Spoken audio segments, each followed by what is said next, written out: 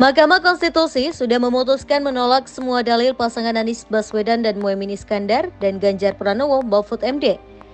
Kedua paslon ini pun mendengar langsung saat 8 hakim MK menyampaikan sikap menolak permohonan mereka. Lantas, bagaimana reaksi Anies dan Ganjar saat permohonan mereka satu persatu ditolak hakim MK? Anies Baswedan dan Ganjar Pranowo tertangkap berulang kali melempar senyum ketika hakim menolak dalil-dalil mereka soal keberpihakan pejabat kepala daerah dan ASN dalam masa kampanye Pilpres 2024.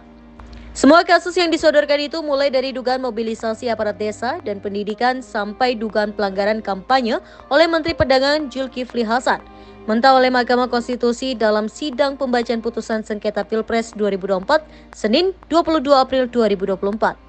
Begitu pula kasus dugaan ketidaknetralan dalam pencopotan baliho saat kedatangan Presiden Joko Widodo di Bali maupun penyambutan PJ Gubernur Jawa Tengah Nana Sujana terhadap Prabowo Subianto.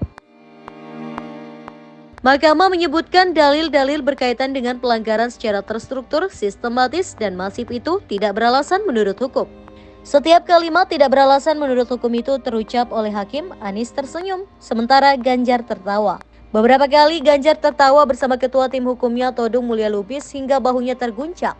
Misalnya ketua MK mementahkan pelanggaran kampanye Zulkifli Hasan. Pada saat yang lain ia mangut-mangut dan tertawa bersama cawapres pendampingnya Mahfud MD yang duduk di sebelahnya. Pada momen ketika MK menyatakan dalil dugaan mobilisasi aparat desa di Kabupaten Bogor tidak beralasan menurut hukum, Anies segera menengok ke sisi kanan ke arah Ganjar yang pada saat bersamaan juga menengok ke arahnya. Anies tersenyum lebar sembari menaikkan kedua alisnya kepada Ganjar. Sementara itu Ganjar tersenyum lebar sebelum kemudian membetulkan posisi duduknya di ruang sidang. Dalam sidang pembacaan putusan sengketa Pilpres 2024, Anies Muhaimin dan Ganjar Mahfud sama-sama hadir, sedangkan Prabowo Gibran tidak hadir. Dari sisi hakim, hanya 8 dari 9 hakim konstitusi yang ada yang diperbolehkan mengadili perkara ini. Ex-Ketua MK Anwar Usman, sesuai putusan Majelis Kehormatan MK pada 7 November 2023, dilarang terlibat.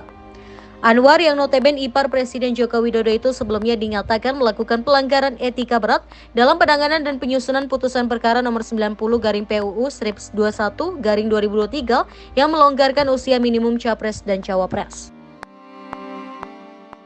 Putusan ini kemudian membukakan pintu untuk keponakannya, Gibran Raka Buming Raka, 36 tahun, maju sebagai cawapres pendamping Prabowo Subianto berbekal status wali kota Solo, kendati belum memenuhi syarat usia minimum 40 tahun.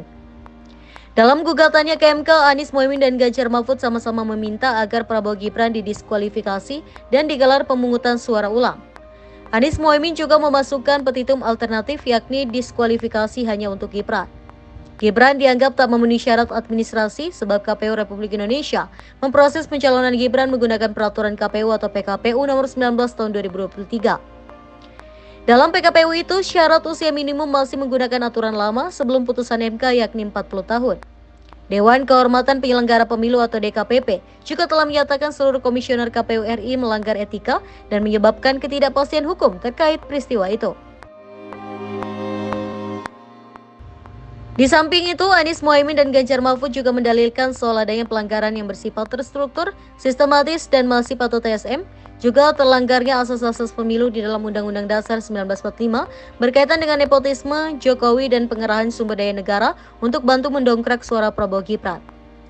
Berdasarkan keputusan KPU Republik Indonesia nomor 360 tahun 2024, Ganjar Mahfud hanya sanggup mengoleksi 20.040.004.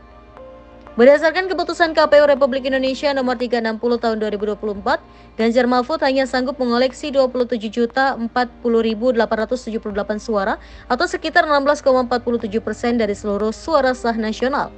Pasangan itu tertinggal jauh dari Prabowo Gibran yang memborong 96.214.691 suara atau sekitar 58,58% dari seluruh suara sah nasional.